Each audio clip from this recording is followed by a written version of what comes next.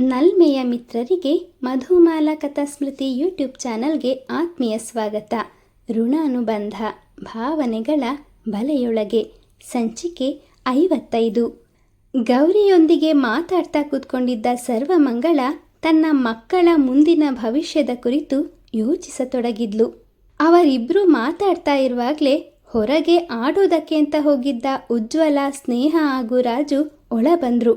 ಸರ್ವಮಂಗಳನ ತೊಡೆ ಮೇಲೆ ಕುಳಿತುಕೊಂಡ ಉಜ್ವಲ, ಅಮ್ಮ, ನೀವು ನನಗೆ ಹೇಳ್ಕೊಟ್ಟಿದ್ರಲ್ಲ, ಆ ಮಗ್ಗಿಗಳನ್ನು ಇವತ್ತು ರಾಜುಗೆ ಹೇಳ್ಕೊಟ್ಟೆ. ನಾನು ಒಂದೇ ಬಾರಿ ಹೇಳ್ಕೊಟ್ಟಿದ್ದು, ಅವನು ಎಷ್ಟು ಬೇಗ ಕಲ್ತ್ಕೊಂಡ ಗೊತ್ತಾ ಅಂದಾಗ, ಹೌದೇನೋ ರಾಜು ಅಂತ ಸರ್ವಮಂಗಳ ರಾಜುವಿನ ಕೆನ್ನೆನ ಗಿಲ್ಲಿ ಮುದ್ದಿಸಿದ್ಲು.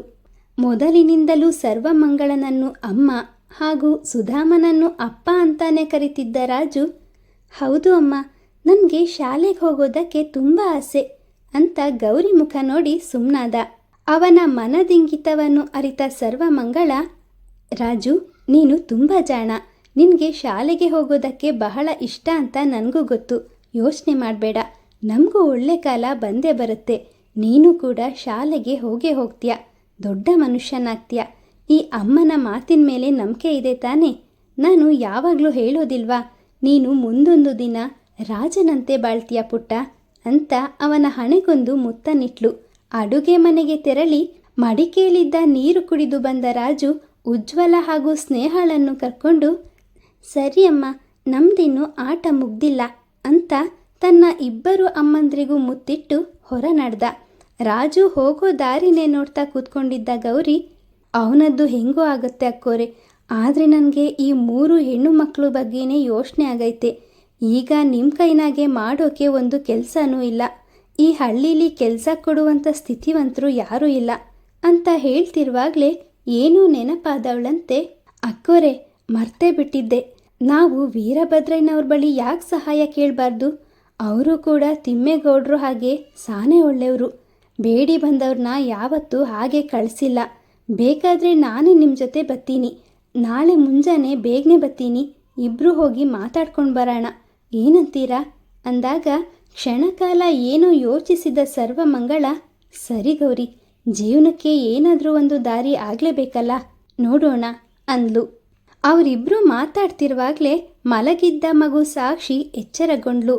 ಎಚ್ಚರಾದ ಮಗುವಿಗೆ ಆಹಾರ ತಯಾರಿಸೋದಕ್ಕೆ ಅಂತ ಅಡುಗೆ ಮನೆಗೆ ತೆರಳುತ್ತಿದ್ದ ಸರ್ವಮಂಗಳನನ್ನು ತಡೆದು ನಿಲ್ಲಿಸಿದ ಗೌರಿ, ಅಕ್ಕೋರೆ, ಅಣ್ಣವರ ಸಾವು, ನನ್ನ ಗಂಡನ ಕಾಯಿಲೆ, ಒಂದಾದ ಮೇಲೆ ಒಂದರಂತೆ ಆಘಾತಗಳಿಂದಾಗಿ ನಿಮ್ಮ ಮನೆ ಕಡೆ ಬರೋದಕ್ಕೆ ಆಗಲಿಲ್ಲ.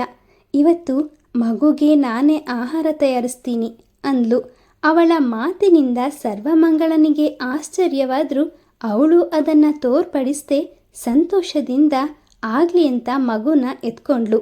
ಗೌರಿ ಮೊದಲ ಬಾರಿಗೆ ಸರ್ವಮಂಗಳನ ಮನೆಯ ಅಡುಗೆ ಕೋಣೆಗೆ ಕಾಲಿಟ್ಟಿದ್ಲು. ಅವಳಲ್ಲಿ ಆವರಿಸಿದ್ದ ಮೌಢ್ಯತೆ ತಕ್ಕ ಮಟ್ಟಿಗೆ ದೂರವಾದಂತೆ ಕಾಣ್ತಿತ್ತು. ಸ್ವಲ್ಪ ಸಮಯದ ಬಳಿಕ ಅಡುಗೆ ತಯಾರಿಸಿದ ಗೌರಿ ಸಾಕ್ಷಿಗೆ ಊಟ ಮಾಡಿಸಿದ್ಲು. ಮನೆಯ ಅಂಗಳದಲ್ಲಿ ಆಡ್ತಿದ್ದ ಮಕ್ಕಳು ಹೊಟ್ಟೆ ಚುರುಗುಡ್ತಾಗ ಒಳ ಬಂದ್ರು. ಎಲ್ಲರ ಊಟವಾದ ಬಳಿಕ ಗೌರಿ ಸರ್ವಮಂಗಳನಿಗೆ ತಿಳಿಸಿ ತನ್ನ ಮನೆಯ ದಾರಿ ಹಿಡಿದ್ಲು. ಮರುದಿನ ಗೌರಿ ಬೇಗನೆ ಎದ್ದು ಮನೆಯ ಕೆಲಸಗಳನ್ನೆಲ್ಲ ಮುಗಿಸಿ ಸರ್ವಮಂಗಳನ ಮನೆಗೆ ಬಂದಾಗ ಸರ್ವಮಂಗಳ ಕೂಡ ತನ್ನೆಲ್ಲ ಕೆಲಸವನ್ನು ಮುಗಿಸ್ಕೊಂಡು ಗೌರಿಯ ದಾರಿಯನ್ನೇ ಕಾಯ್ತಾ ಕೂತ್ಕೊಂಡಿದ್ಲು. ಉಜ್ವಲ, ರಾಜು ಹಾಗೂ ಸ್ನೇಹ ಮೂವರನ್ನು ತಿಮ್ಮೇಗೌಡರು ಮನೆಯಲ್ಲೇ ಇರೋದಕ್ಕೆ ಹೇಳಿ ಸಾಕ್ಷಿನ ಕರ್ಕೊಂಡು ಅವರಿಬ್ಬರು ವೀರಭದ್ರಯ್ಯನವರ ಮನೆಯತ್ತ ದಾಪುಗಾಲು ಹಾಕಿದ್ರು. ತಿಮ್ಮೇಗೌಡರು ಊರಿನ ಮುಖ್ಯಸ್ಥರಾಗಿದ್ದ ಕಾಲದಿಂದಲೂ ವೀರಭದ್ರಯ್ಯನವರು ಸರ್ವಮಂಗಳ ಹಾಗೂ ಸುಧಾಮನ ಬಗೆಗೆ ಒಳ್ಳೆಯ ಮಾತುಗಳನ್ನೇ ಕೇಳ್ತಿದ್ರು. ತಮ್ಮ ಹಳ್ಳಿಯ ಮಕ್ಕಳಿಗೆ ವಿದ್ಯಾಭ್ಯಾಸವನ್ನು ಹೇಳ್ಕೊಡ್ತಿದ್ದ ಸುಧಾಮನ ಕುಟುಂಬದ ಮೇಲೆ ಒಂದು ಬಗೆಯ ಗೌರವವನ್ನು ಬೆಳೆಸ್ಕೊಂಡಿದ್ದ ವೀರಭದ್ರಯ್ಯನವರು ಸರ್ವಮಂಗಳ ತಮ್ಮ ಮನೆಯ ಬಾಗಿಲಿಗೆ ಬರ್ತಿದ್ದ ಹಾಗೆ, ಏನವ್ವ, ಈ ಚಿಕ್ಕ ಮಗುನ ಹೊತ್ಕೊಂಡು ನಮ್ಮನೆವರೆಗೂ ಬಂದ್ಬಿಟ್ಟಿದ್ಯಲ್ಲ, ಈ ಉರಿ ಬಿಸಿಲಲ್ಲಿ ಅಲ್ಲಿಂದ ಇಲ್ಲಿ ತನಕ ಬಂದಿದೆಯಲ್ಲ, ಏನಾದರೂ ವಿಷಯ ಇತ್ತಾ? ಇದ್ದಿದ್ರೆ ಯಾರ ಬಳಿಯಲ್ಲಾದರೂ ಹೇಳಿ ಕಳಿಸ್ಬೋದಿತ್ತಲ್ಲ ಅಂತ ಜಗುಲಿ ಮೇಲೆ ಕೈ ತೋರಿಸ್ತಾ ಕುಳಿತುಕೊಳ್ಳುವಂತೆ ಸನ್ನೆ ಮಾಡಿದ್ರು. ಜಗುಲಿ ಮೇಲೆ ಕೂತ್ಕೊಳ್ತಾ ಮಾತು ಪ್ರಾರಂಭಿಸಿದ ಗೌರಿ, ಅಪ್ಪೋರೆ, ಅದು ನಿಮ್ಮಿಂದ ಒಂದು ಸಹಾಯ ಆಗಬೇಕಿತ್ತು ಅಂದಾಗ, ಅದೇನು ಗೌರಿ, ನನ್ನಿಂದ ನಿನಗೆ ಏನು ಸಹಾಯ ಆಗಬೇಕಿತ್ತು ಕೇಳು ಅಂದರು. ಅದು ಅಪ್ಪೋರೆ ಅಂತ ಏನನ್ನೋ ಹೇಳೋದಕ್ಕೆ ಹೊರಟಿದ್ದವಳ ಕೈ ಹಿಡಿದ ಸರ್ವಮಂಗಳ ತಾನೇ ಕೇಳ್ತೀನಿ ಅಂತ ಕಣ್ಸನ್ನೆಯಲ್ಲೇ ಗೌರಿಗೆ ತಿಳಿಸಿ ಮಾತು ಪ್ರಾರಂಭಿಸಿದ್ಲು. ವೀರಭದ್ರಯ್ಯನವರೇ, ನಾನು ತಿಮ್ಮೇಗೌಡರು ಮನೆಯಲ್ಲಿ ಕೆಲಸ ಮಾಡ್ಕೊಂಡಿದ್ದು, ಹಾಗೆ ತಿಮ್ಮೇಗೌಡರು ಕಾಲವಾದ ನಂತರ ಅವ್ರ ಮನೆಯ ಆರ್ಥಿಕ ಪರಿಸ್ಥಿತಿ ಅಷ್ಟಾಗಿ ಚೆನ್ನಾಗಿಲ್ಲದೆ ಅಲ್ಲಿ ಕೆಲಸ ಮಾಡ್ತಿದ್ದವರೆಲ್ಲರೂ ತಮ್ಮ ಕೆಲಸ ಕಳ್ಕೊಂಡ ವಿಷಯ ನಿಮಗೆ ತಿಳಿದೇ ಇದೆ ಅಂತ ಮತ್ತೇನನ್ನೋ ಹೇಳುವವಳನ್ನು ತಡೆದ ವೀರಭದ್ರಯ್ಯನವರು, ಗೊತ್ತು ಕಣವ, ಪಾಪ ತಿಮ್ಮೇಗೌಡರು ಭಾಳ ಒಳ್ಳೆ ಮನುಷ್ಯ, ಅವರಿಗೆ ಈ ರೀತಿ ಆಗುತ್ತೆ ಅಂತ ನಾನು ಕನಸು ಮನಸ್ಸಲ್ಲೂ ಎಣಿಸಿರಲಿಲ್ಲ. ಆ ನಾರಾಯಣ ಅಪ್ಪನ ವಿಷಯವನ್ನೇ ಯೋಚಿಸಿ ಸೋತು ಮನೆ ಕಡೆ ನಿಗಾ ವಹಿಸೋದನ್ನೇ ಬಿಟ್ಬಿಟ್ಟ. ಆಮೇಲೆ ಅದೇನೋ ದೇವರು ಒಳ್ಳೆ ಬುದ್ಧಿ ಕೊಟ್ಟ ಅಂತ ಅನಿಸುತ್ತೆ. ಮನೆಗೆ ತಕ್ಕನಾಗಿ ಆದರೂ ಆದಾಯ ಬರೋ ಹಾಗೆ ಅಡಿಕೆ ತೋಟನ ಒಂದು ಮಟ್ಟಿಗೆ ನೋಡ್ಕೋತಾ ಇದ್ದಾನೆ. ಅಲ್ಲಿ ಕೆಲಸ ಬಿಟ್ಟ ಕೆಲವರು ನಮ್ಮ ತೋಟಕ್ಕೂ ಬರ್ತಾ ಇದ್ದಾರೆ. ಆದರೆ ನನಗೇನೂ ಅಷ್ಟು ಹೇಳ್ಕೊಳ್ಳುವಂಥ ಜಮೀನೇನೂ ಇಲ್ಲ, ಅದು ನಿನಗೂ ಗೊತ್ತಲ್ಲವ್ವ. ಇದ್ದಿದ್ರಲ್ಲಿ ಅಷ್ಟೋ ಇಷ್ಟೋ ಕೆಲಸ ಕೊಟ್ಟು ಕೈಲಾದಷ್ಟು ಸಂಬಳ ಕೊಡ್ತಾ ಇದ್ದೀನಿ ಅಷ್ಟೇ. ಮತ್ತೆ ಕೆಲವರು ಎಲ್ಲೋ ದೂರದ ಹಳ್ಳಿಗಳಿಗೋಗಿ ಕೆಲಸ ಮಾಡಿಕೊಂಡು ರಾತ್ರಿನಾಗೆ ಮನೆಗೆ ಬರ್ತಾರೆ. ಇನ್ನು ಕೆಲವರು ಅಲ್ಲೇ ಜೀತಕ್ಕಿದ್ದು ಕೆಲಸ ಮಾಡ್ತಾ ಇದ್ದಾರಂತೆ. ನಮ್ಮ ಹಳ್ಳಿ ಮೇಲೆ ಆ ಶಿವ ಅದ್ಯಾವ ಕಣ್ಣು ಬಿಡ್ತಾನೋ ನಾ ಕಾಣೆ. ಅದು ಸರಿ, ಈಗ ನೀನು ಬಂದ ವಿಷಯ ಏನು ಹೇಳವ ಅಂದವರ ದೃಷ್ಟಿ ಅವಳ ಮಡಿಲಿನಲ್ಲಿ ಮಲಗಿದ್ದ ಮಗುವಿನ ಕಡೆಗೆ ಹರಿತು. ಹಲವಾರು ದಿನಗಳಿಂದ ಹೊಟ್ಟೆಗೆ ಸರಿಯಾಗಿ ಊಟವಿಲ್ಲದೆ, ಮೈ ಮುಚ್ಚೋದಕ್ಕೆ ಸರಿಯಾದ ಬಟ್ಟೆಯೂ ಇಲ್ಲದೆ ಸೊರಗಿದ್ದ ಮಗುವನ್ನು ನೋಡಿ ಅವರ ಕರುಳು ಹಿಂಡಿದಂತಾಯ್ತು. ಎಂಥ ಒಳ್ಳೆ ಹೆಂಗಸು, ಇಂಥವಳಿಗೆ ಭಗವಂತ ಎಂಥ ಅನ್ಯಾಯ ಮಾಡಿಬಿಟ್ಟ ಅಂತ ಮನಸ್ಸಲ್ಲೇ ನೊಂದ್ಕೊಂಡ್ರು. ಮಗುವನ್ನೇ ಬೇಸರದ ದೃಷ್ಟಿಯಲ್ಲಿ ನೋಡ್ತಿದ್ದ ವೀರಭದ್ರಯ್ಯನವರನ್ನು ಕುರಿತು, ವೀರಭದ್ರಯ್ಯನವರೇ, ನಾನೀಗ ಅದೇ ವಿಷಯವಾಗಿ ಮಾತನಾಡೋದಕ್ಕೆ ಬಂದಿರೋದು. ತಿಮ್ಮೇಗೌಡರು ಮನೆ ಕೆಲಸ ಕೈ ತಪ್ಪಿದ ನಂತರ ಮಾಡೋದಕ್ಕೆ ಒಂದು ಕೆಲಸನೂ ಇಲ್ಲ. ಇಷ್ಟರವರೆಗೂ ಮನೇಲಿದ್ದ ದಿನಸಿಗಳನ್ನೇ ಬಳಸ್ಕೊಂಡು ಜೀವನ ಮಾಡಿದ್ದಾಯಿತು. ಆದರೆ ಮುಂದೆ ಹೇಗೋ ಏನೋ ಅನ್ನೋದು ಗೊತ್ತಾಗ್ತಿಲ್ಲ.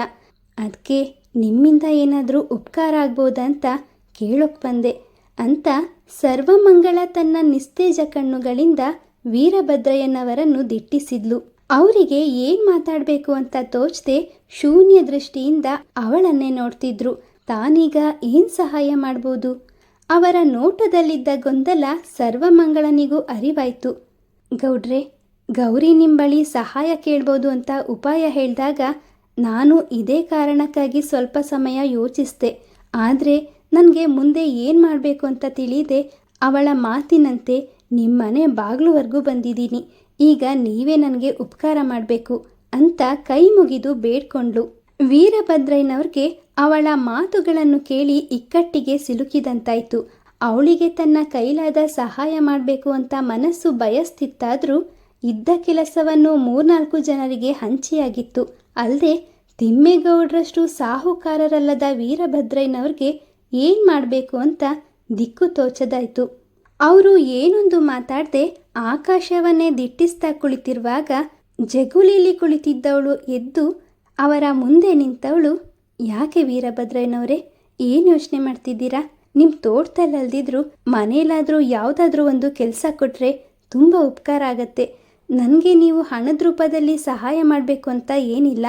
2 ಹೊತ್ತು ಊಟಕ್ಕೆ, ನನಗಲ್ದಿದ್ರು ಮಕ್ಕಳಿಗಾದರೂ ಸ್ವಲ್ಪ ದಿನಸಿನೋ ಅಥವಾ ಮಾಡಿದ ಅಡುಗೆನೇ ಕೊಟ್ಟರೆ ಪರವಾಗಿಲ್ಲ. ಯಾವ ಕೆಲಸ ಕೊಟ್ಟರೂ ನಾನು ಮಾಡೋದಕ್ಕೆ ಸಿದ್ಧ. ನನ್ನ ಪರಿಸ್ಥಿತಿ ಬಗ್ಗೆ ನಿಮಗೆ ತಿಳಿದಿದೆ ಅಂತ ನಿಮ್ಮ ಬಳಿ ಸಹಾಯ ಕೇಳ್ಕೊಂಡು ಬಂದಿದ್ದೀನಿ ಅಂತ ಸೆರಗೊಡ್ಡಿ ಬೇಡ್ಕೊಂಡ್ಳು.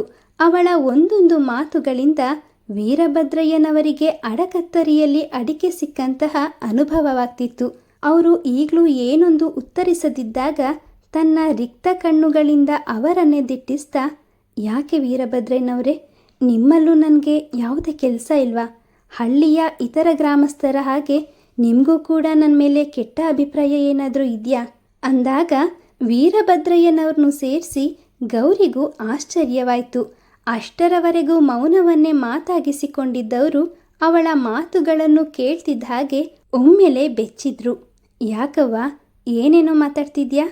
ಹಳ್ಳಿಯವರು ನಿನ್ನ ಮೇಲೆ ಕೆಟ್ಟ ಅಭಿಪ್ರಾಯ ಬೆಳೆಸ್ಕೊಂಡವ್ರೆ ಅಂತ ನಿನಗ್ಯಾರು ಹೇಳಿದ್ದು ಅಂತ ತಡವರಿಸ್ತಾ ತಮ್ಮ ಮುಖವನ್ನು ಎತ್ತಲೋ ತಿರುಗಿಸಿದ್ರು.